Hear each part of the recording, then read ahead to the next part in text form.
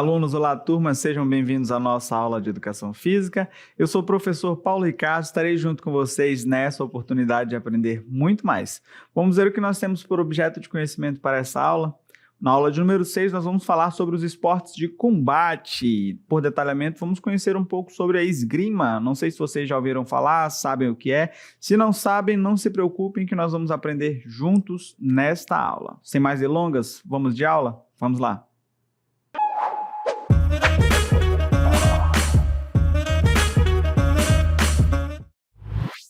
E nós iniciamos a nossa viagem, a nossa construção pelo conhecimento nesse universo maravilhoso da educação física, relembrando ou quem sabe conhecendo o conceito de esporte, né? Que é toda atividade física competitiva que tem aí algumas regras, né? E objetivos bem definidos.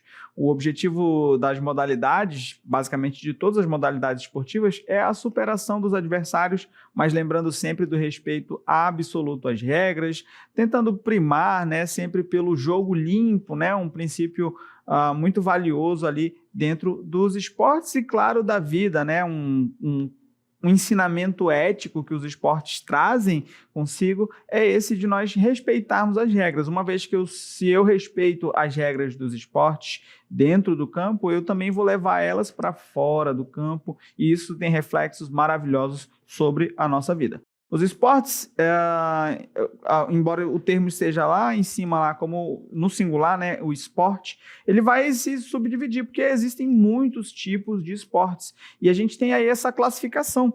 A gente vai ter os esportes de invasão, de marca, de precisão, de campo e taco, os técnicos combinatórios de rede e parede, de combate e os e-sports. Nós vamos conversar nesta aula sobre os esportes de combate. Vamos entender um pouco mais sobre o que eles são, né? Quais esportes se enquadram nessa categoria.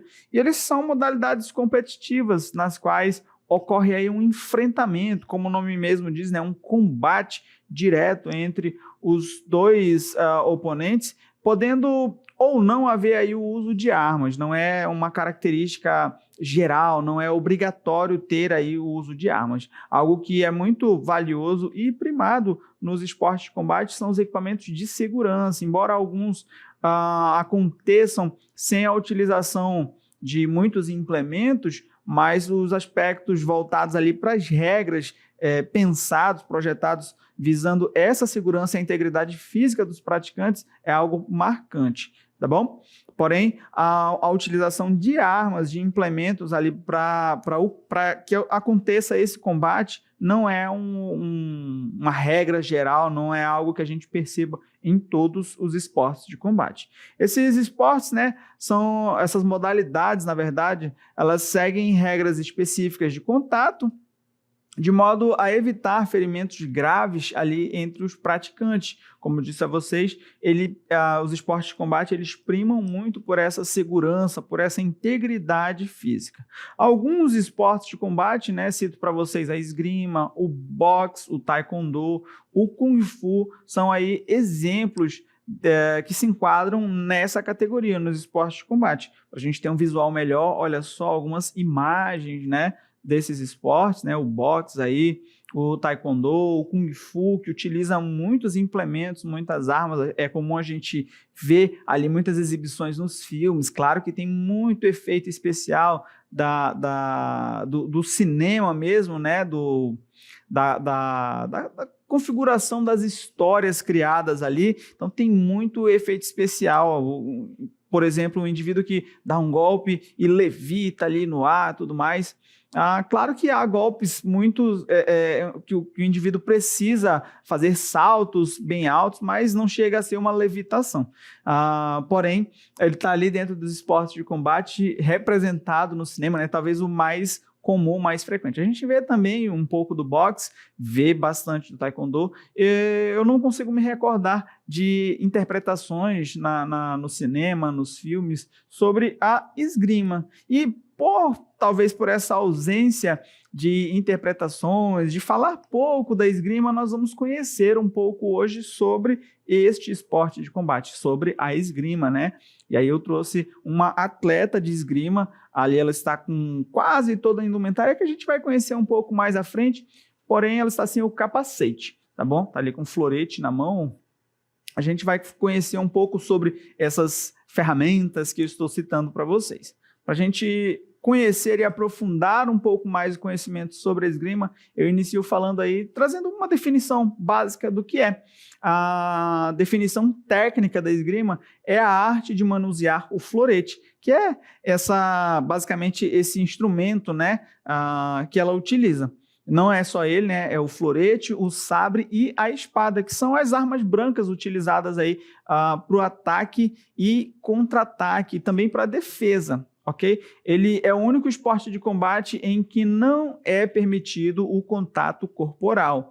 A gente não vai ter, como por exemplo, no judô ou no jiu-jitsu, que é um esporte de muito contato, que você utiliza ali a força do oponente para tentar vencê-lo. Na esgrima a gente não vai ter esse contato, embora haja essas ferramentas, essas armas brancas, você não vai em algum momento largar uma branca para tentar segurar ali o teu oponente e imobilizar ele, não vai acontecer.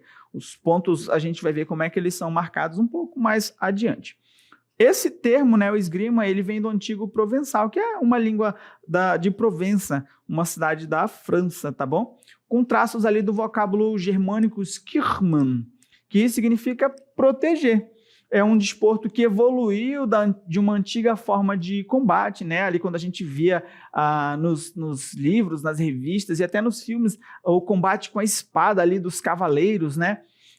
E aí o objetivo dele é tocar no adversário com a lâmina, ao mesmo tempo que você vai evitar de ser tocado por ele. A gente vai utilizar aí um princípio do ataque e defesa, que é característica de muitos esportes.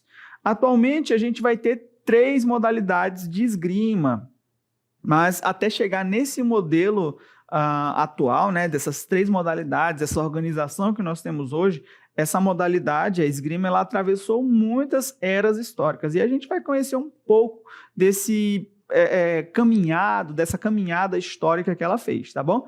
Na antiguidade, a gente consegue perceber, olha, registros na pré-história, encontrados ali em hieróglifos, né, elementos gregos de pelo menos 3.000 anos, ok?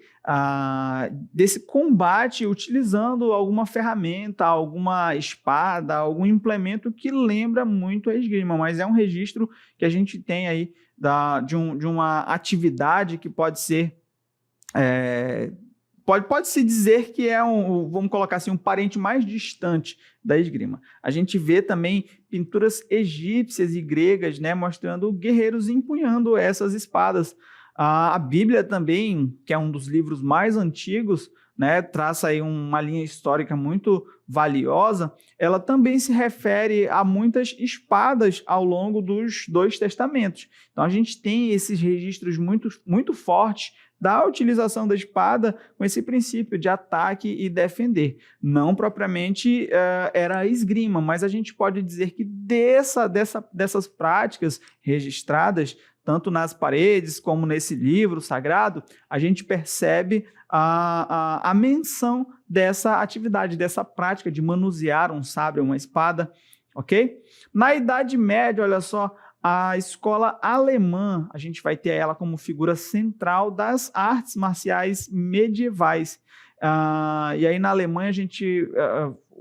quem é o centro dessa história é esse Johannes Letanier, tá bom? Ele é um dos precursores, aí a gente tem ele como o pai da esgrima alemã. E aí para a gente conhecer um pouco mais o Letanier, ele nasceu provavelmente no século XIV, possivelmente em Letanier, em Maltefonk, na Francônia, tá bom? E aí por que ele é tido ali como esse cara? A história escreve, né, e traz ele como o pai da escola alemã dessa empunhadura com sabre. Mas a gente não vai ter só a escola alemã, né, só os alemães ali como os precursores. A gente vai ter também a escola italiana. E aí o primeiro manuscrito em língua italiana, em que a gente tem uma notícia em que é citado, né, a esgrima, é o Fleurs Delatorum, Fleur Delatorum, de Fior de Livry. encontrado pelo Marquês de Ferrara por volta de 1410. Esse documento, para vocês terem ideia, olha só, nesse manual, ele documentou técnicas que envolvem o combate corpo a corpo, utilizando adaga e também uma espada de mão, e também uma espada longa, além de lanças e alabardas, tá bom? É um combate com e sem armadura, e a gente já consegue perceber já essa simples descrição um pouco das características existentes na esgrima. Aí, a gente avançando um pouco a história, chegando na modernidade. Olha só, a esgrima ela está presente desde os primeiros Jogos Olímpicos da Era Moderna, em 1896. E aí ela faz parte desse quadro de modalidades olímpicas, sendo uma das 4 modalidades que fazem parte desde a primeira edição. Ou seja, da primeira até a que aconteceu até hoje, a esgrima não saiu, é uma das 4 modalidades. As disputas masculinas começaram nas Olimpíadas com o florete e o sabre, em 1896. A espada ela foi introduzida nas disputas masculinas nos Jogos Olímpicos de 1900. Tá bom? E aí a gente tem, a partir de 1900, as 3 modalidades, as 3 categorias aí que existem dentro do esporte. Aqui no Brasil, né, construindo um pouco mais dessa história, devido ao interesse de Dom Pedro II pela prática da esgrima, né, ele traz ali, a gente vai perceber nesse período imperial, as tropas imperiais faziam uso dela, o motivo pela qual ela foi introduzida nos cursos da Escola Militar em 1858. Um pouco mais adiante na história, em 1906, vai surgir o curso de formação em ginástica e a gente vai ter também a criação do Centro Militar de Educação Física. O mestre d'arma Lucien Merignac, ele é incentivado a vir para o Brasil para ensinar esgrima aos militares. Perfeito? E aí, só para a gente corrigir um pouquinho aqui esse texto, esse enrolado de língua, em 1906 surge o curso de formação em ginástica e com a criação do Centro Militar de Educação Física, o mestre d'arma francês Lucien Merignac, ele é incentivado a vir para o Brasil para ensinar esgrima aos militares. Adiante, em 1927, com o apoio do Exército e da Marinha, surge aí a União Brasileira de Esgrima, né? E aí, continuando essa viagem histórica, em 1936 vai ocorrer a primeira participação do Brasil com esgrima nos Jogos Olímpicos de Berlim. Então, para a gente ter mais ou menos um resumo, começa lá com o interesse de Dom Pedro, ele traz para as academias militares, cria-se uma certa especialização dentro do Exército Brasileiro, e dessa especialização a gente tem aí a primeira participação em 1936 do Brasil nos Jogos Olímpicos de Berlim, tá bom? Para a gente entender um pouco mais, agora não da história, mas da especificidade do esporte, né? O objetivo do esgrimista, e aí já digo a vocês, o esgrimista é o praticante de esgrima, assim como o boxe tem o boxeador, o jiu-jitsu tem o jiu-jiteiro, né? A esgrima tem o esgrimista, e o objetivo dele é tocar o adversário e ao mesmo tempo evitar de ser tocado por ele, ok? Esse toque precisa ser feito, claro, com o implemento, né, com a arma branca que ele utiliza.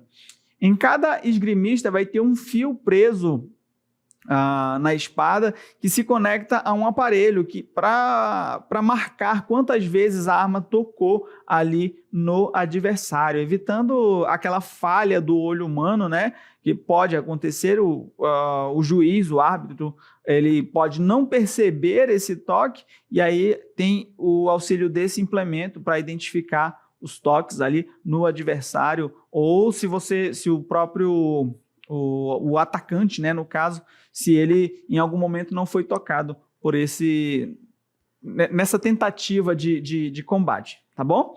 Os equipamentos que a gente vai utilizar na esgrima são utilizados as seguintes armas brancas, como eu falei lá no começo.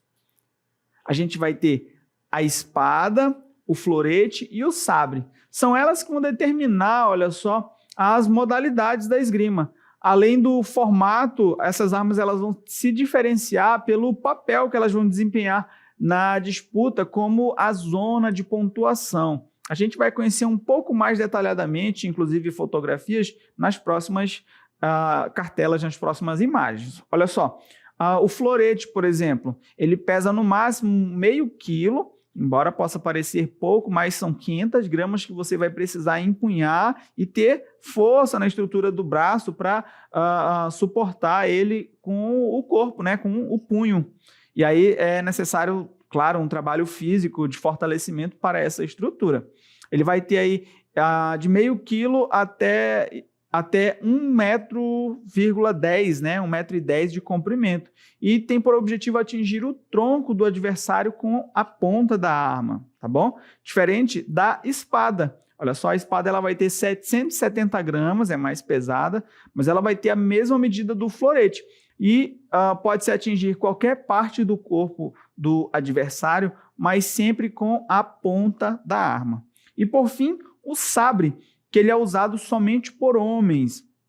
Ele é um pouco menor, né? Ele é menor que as 3 armas, ele vai medir aí 1,05 e vai pesar menos de meio quilo, tá bom? O objetivo dele é tentar atingir o adversário da cintura para cima somente, tá? Para a gente ter um visual melhor dessas armas, elas aparecem aqui para a gente. Olha, a primeira é a espada, tá bom? Vejam que tem a área aqui que o indivíduo precisa, vai utilizar para tentar tocar, para tentar atingir ali o adversário. A segunda aqui é o florete, tá bom? Lembrem que esses dois eles têm basicamente o mesmo peso, vai variar somente o tamanho. E, por fim, o sabre, que é o menorzinho lá, que você só vai poder atingir da cintura para cima, tá bom? Olha só, no sabre e na espada, as disputas elas podem ser individuais ou por equipes. Logo, se essa característica é só das duas, né, no florete só há disputa individual. A disputa ela vai ocorrer, né, vai acontecer ali em 3 tempos de 3 minutos. E aí, o primeiro que alcançar 15 pontos nesse período de tempo, né, ele vai vencer, tá bom? Vai ser vencedor ali da partida. Mas, professor, se ninguém conseguir alcançar esses 15 pontos, em caso de não alcance dos 15 pontos dentro desse tempo regulamentar, vai acontecer uma prorrogação de 1 minuto, e aí quem marcar avança, né, segue na competição, sai vencedor ali daquele combate. A gente vai ver outros equipamentos, olha, que são necessários além da espada, o sabre e o florete, né? Equipamentos são fundamentais e até característicos do esporte. O vestuário do esgrimista, ele geralmente é branco, tá bom? Além disso, obrigatoriamente devem ser usados os seguintes acessórios: o colete protetor, a luva e a máscara de metal. Ele vai colocar todo esse implemento, vai pegar ali a sua arma, dependendo da categoria, né? E vai para o campo de prova, que a gente conhece também agora. O campo de prova, né, é chamado de pista de esgrima, vai ter 14 metros de comprimento por 1,5 até 2 metros de largura. E as vestimentas utilizadas, como já disse, elas são brancas, além da máscara protetora, a luva para mão armada e o colete também protetor. A gente vai ter algumas variações dessa modalidade pensadas e projetadas para a acessibilidade das pessoas com deficiência, tá bom? E aí a gente vai ter a esgrima adaptada. Percebam que os praticantes estão sob cadeira de rodas, né? Ela é destinada a pessoas com deficiência locomotora, tá bom? E a esgrima adaptada surgiu em 1953, oficialmente, quando o médico alemão Ludwig Guttmann, que é o pai do movimento paralímpico, projetou ali uma prática de esporte para os soldados que chegavam lesionados da Segunda Guerra Mundial. E aí, em Stoke-Mandeville, né, era o hospital que ele coordenava de reabilitação, uma das primeiras práticas que ele colocou, talvez por serem soldados, né, ex-combatentes, agora lesionados, ele quis proporcionar ali aquela ideia de manter o soldado, de manter o combate, e aí projetou a esgrima adaptada lá em 1953. A modalidade ela é uma das mais tradicionais dos Jogos Paralímpicos e é disputada desde a primeira edição dos Jogos em Roma, em 1970. E aí, essa é uma das variações que surgiram, né, depois. Como eu falei para vocês, ela é bem antiga, porém a esgrima ela segue essa evolução até a modernidade, essa evolução tecnológica. E a gente vai conhecer a esgrima eletrônica, né, que como é um esporte de combate e pode apresentar uma dinâmica muito rápida, o que gera dificuldade ali na distinção da veracidade dos toques pelas armas dos atletas, né? Surgiu aí a esgrima elétrica, que é a esgrima que é praticada com equipamentos eletrônicos. Esses equipamentos eles surgiram com o intuito de facilitar a observação de um combate, tá bom? E aí uma característica dela é que fios ligados na roupa e na arma, né, a um sistema eletrônico ali, registram esses toques, né, registram aí o contato dos oponentes ali no momento em que eles acontecem. Fica bem claro, fica mais fácil, né, e evitam, quem sabe, aí as falhas humanas. A gente consegue observar esse tipo de tecnologia, para ficar mais claro para vocês o que é esgrima eletrônica, como, por exemplo, o VAR do futebol, né, aquele equipamento de vídeo, de árbitro de vídeo, onde o árbitro vai lá checar, conferir, ver se realmente a análise dele está correta, se a falta que ele marcou é válida, né? E aí ele vai, tira ali as dúvidas no vídeo. A esgrima eletrônica é basicamente isso, para evitar essa falha humana, para a arbitragem,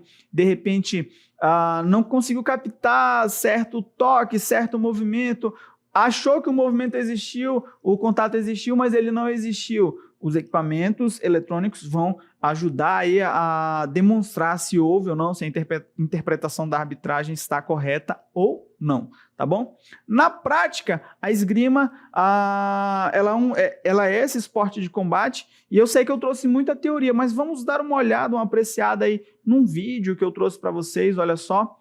Percebam o contato, né? O princípio sempre do ataque e defesa, ao passo que atacam, tentam defender. Vocês viram o toque lá no colete, olha, tá bom? Esse é um dos pontos fundamentais aí e necessários, né, desses equipamentos de segurança. Imagina embora ela tenha uma proteção na ponta da arma branca, é fundamental que os praticantes estejam bem paramentados aí, né, com esses equipamentos de segurança, porque ainda que haja o equipamento, pode machucar ali esse contato. Então, é muito importante que ele esteja usando todo o equipamento necessário para que a prática do esporte não se torne não vá trazer risco a este praticante.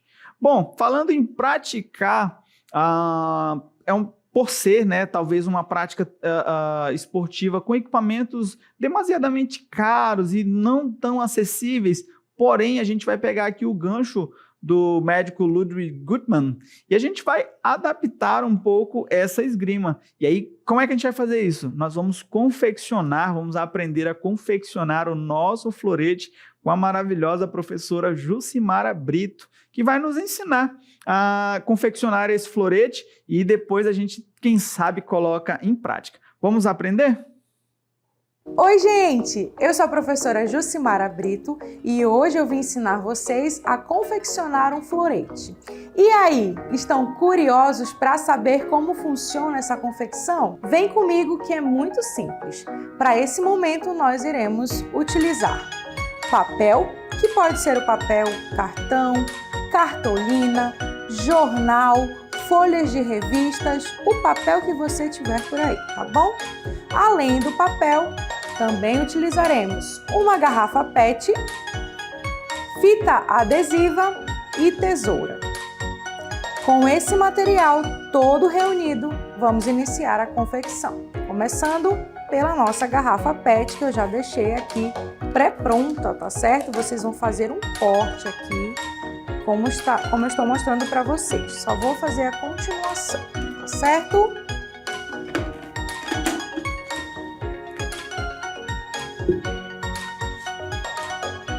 E aí, é só você aparar aqui as rebarbas da garrafa, tá certo? Com bastante cuidado para você não se machucar. Peça a ajuda do professor ou de alguém adulto que esteja aí próximo a você. Feito isso, você separa aqui o gargalo, né? A tampinha aí da nossa garrafa PET, parte de cima. Agora vamos para o papel. Vocês devem enrolar bem fininho e firme para fazer o nosso florete. Então esse início é muito importante, que vocês se dediquem a enrolar bem fininho, como eu estou fazendo aqui.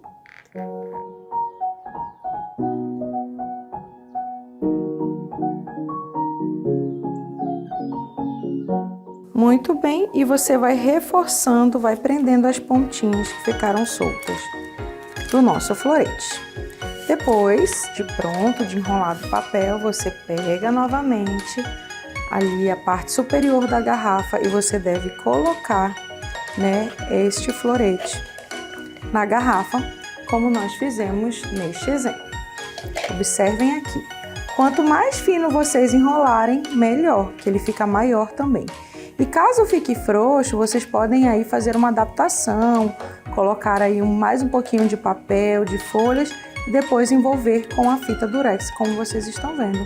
Tchan, tchan, tchan! O nosso florete está pronto. Agora eu desafio vocês.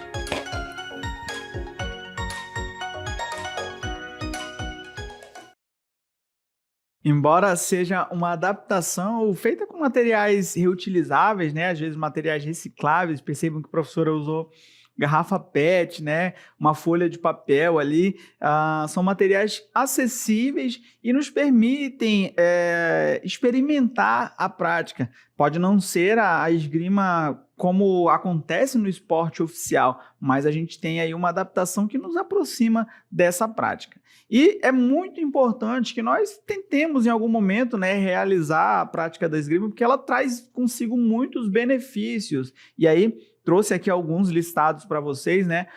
O primeiro deles é o aumento da força, do equilíbrio e também das habilidades corporais. Força e equilíbrio a gente vai perceber principalmente, né, nas posturas exigidas ali pelo esgrimista, né? Imagina, ele precisa ter força para ter essa empunhadura do sabre, além de força nos membros inferiores para avançar e para recuar ali em cada ataque. E também equilíbrio para se manter nessa postura dinâmica, né, ali do esporte, além de outras habilidades corporais, é claro. Vai melhorar a resistência muscular, embora pareça um esporte estático, as movimentações são muito rápidas e para essas movimentações a gente precisa ter resistência muscular, além das melhorias existentes na agilidade de pensamento, uma vez que você vai precisar ter esse pensamento rápido para saber como agir, que golpe ou contragolpe ou ainda defesa aplicar em cada movimentação realizada ali pelo teu oponente, tá bom? Isso vai exigir de você raciocínio rápido, né? Ali na tomada de decisões. Além disso, o desenvolvimento da coordenação motora. Uma vez que a gente vai utilizar a coordenação visual, né, a gente vai enxergar e vai ter que ter uma resposta efetiva do controle motor do nosso corpo. Então, a gente vai trabalhar muito essa coordenação motora. Percebe-se também, né, o desenvolvimento do poder de concentração. Você vai precisar entender, estudar o teu adversário, os possíveis golpes que ele vai aplicar ali, né? E já preparar, no caso, as suas possíveis defesas. Esses são alguns dos benefícios, mas os reais a gente só conhece praticando a esgrima. Bom, agora que nós já conhecemos este esporte de combate, eu espero que vocês tenham gostado de conhecê-lo. Em algum momento consigam colocar em prática essa modalidade esportiva. Eu deixo a todos um forte abraço e até a próxima.